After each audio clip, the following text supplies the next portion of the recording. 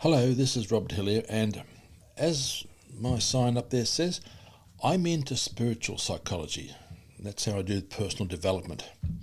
And what that means is that, yes, I was a registered psychologist for 25 years, till about 2011, and what I've been doing since then is adding spirit to psychology, adding the spirit that's me, adding the psychic spirit, using tarot, using all these little spiritual tools, but with the basis of psychology. Where I'm up to now is every little psychological technique I've ever used, I realise it doesn't work unless you have a spiritual connection. And if you have a spiritual connection, even the worst psychological technique can work. And if you don't have a spiritual connection, even the best of them is unlikely to work. I don't think I'm really telling anybody anything they don't know. I think people know that you need to have this spiritual connection. What the importance of it is to know how to do it. Science, which is what psychology is supposed to be, and psychic spirituality are two separate things. Well, they're actually not. They really go together, and boy, does spirituality add a lot to science.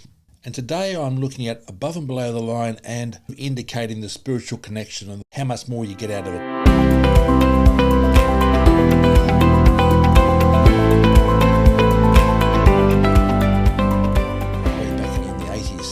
First introduced to above and below the line, but I've never really seen anybody use it properly, and I believe it's because they haven't known how to spiritually connect. Let's see how we go this time, shall we? What you're looking at now is the line. This line is going to separate the behaviours which are going to take us forward from the behaviours which are holding us up. Right there is below the line, and then we go to above the line, which is above the line.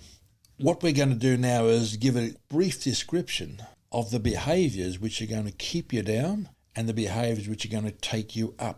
We're starting below the line because most people are below the line and they're actually holding themselves back, and they go down there for safety, and we'll see how that works. Probably the biggest below the line behaviour you can get is blame, and it's a popular one. It's got to be someone's fault. Someone must have done something wrong. I've seen a lot of relationships go down the tube because of that.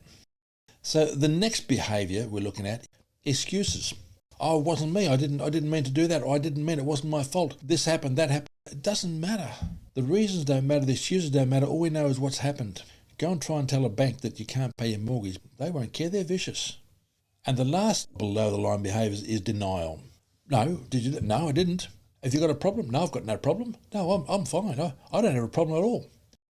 Those three things are an attitude. They're an attitude which keeps you really stuck because you can't really go forward with that attitude. Above the line, ownership. Take ownership of everything you do, think and say. Your life is about you. It's not about anyone else. That's what blame is saying. You should be there to look after me. No. Take ownership. Own yourself because your life's about you and you are responsible for your life. That's your job on this planet, to stay here, to be in your body, to look after your body, and to learn as much as you can. So this is yours. You own it. So take ownership of it. Be accountable. For everything you do, be accountable. You've done it. No one else has done it. Yes, they might have told you how to do it. Yes, they may have talked you into it. Yes, they may have even tricked you into it. But at the end of the day, you did it. Is it unfair? Probably is at times. But life doesn't have to be fair. It's not fair that you get cancer. It's not fair that you get sick. It's not fair that you lose money. It doesn't have to be fair. You've got to be accountable because you've got to bear the consequences in your life. People can actually attack you and they can be totally in the wrong, but you still have to bear the consequences. I think the best one I ever saw once was the epitaph. John Smith died in a car accident underneath it, but he was in the right. He's dead. I know that sounds harsh, but that's the way it is. And the last one's the big one. Responsibility. Be responsible for everything that happens to you, and even be responsible for the things that don't happen to you. You're being attacked here, people are having a go at you, but what are you doing to create it? I'm doing nothing. I'm just saying here, minding my own business. They're all attacking me because, so you're playing victim. The responsibility means you don't blame anyone, and you certainly do not blame yourself. Oh, I'm responsible. It's me. I did it. I'll take responsibility. It's my fault. It's not your fault. I don't believe in blame, fault finding. I just believe things just is. What we've got to do is get whatever we need to get and learn what we need to do so it doesn't happen again. If you're below the line, you are a victim. Because you're below the line, you're blaming, excusing, denial, and you've given your power away. You've got no power when you're below the line. Whereas if you're above the line, you're into victory because you can go forward above the line. You can actually grasp life and take life. Because I believe our normal state is above the line, but our common state is below the line. When you're below the line, you're going to spiral down into depression and failure. Depression is when you feel so powerless and you feel hopeless and you can't see any solution.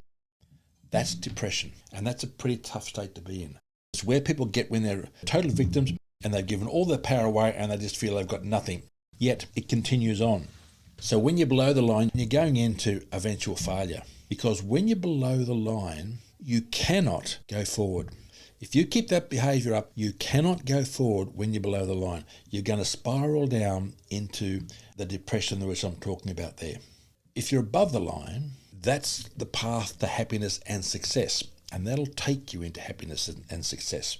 Now, a lot of people don't like staying above the line too long because they become too successful and they get fearful. One of the problems about success, it takes you into a place where you're really not familiar with it. And sometimes to actually handle it up there, you've got to change some attitude. You've got to change some stuff about yourself. And we don't like doing that. When we don't know what we're doing, we're out of control. We don't know what we're doing. The emotion which drives below the line is fear. It's an emotional state of fear, and it can hold us down there all our life if we're not careful. A lot of people have been held down with emotion. If you're above the line, that's actually love. That's spirituality. Love and spirituality are one and the same things. And love will take you forward. You're moving forward beautifully. But some people find love threatening. They find it a very threatening thing to do because they think, I'm going to lose it. So they actually sabotage themselves so they can't go. And how do they sabotage themselves? They jump below the line again. They go below the line. Why would they do that? Because below the line seems safe. It's safe because it feels familiar. We know below the line very, very well. We know where we're at.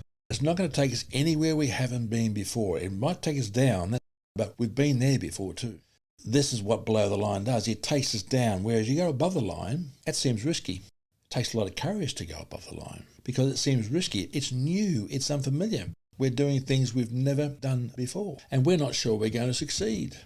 Because remember, if you're above the line, you're on the way to happiness and success. Well, happiness and success means change.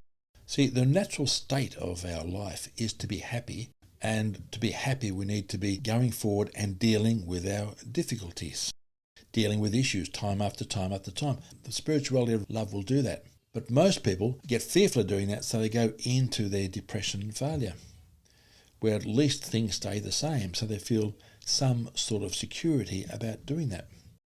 That's the model. Now, how do you apply this? How indeed do we apply above and below the line? It's so natural to be below the line.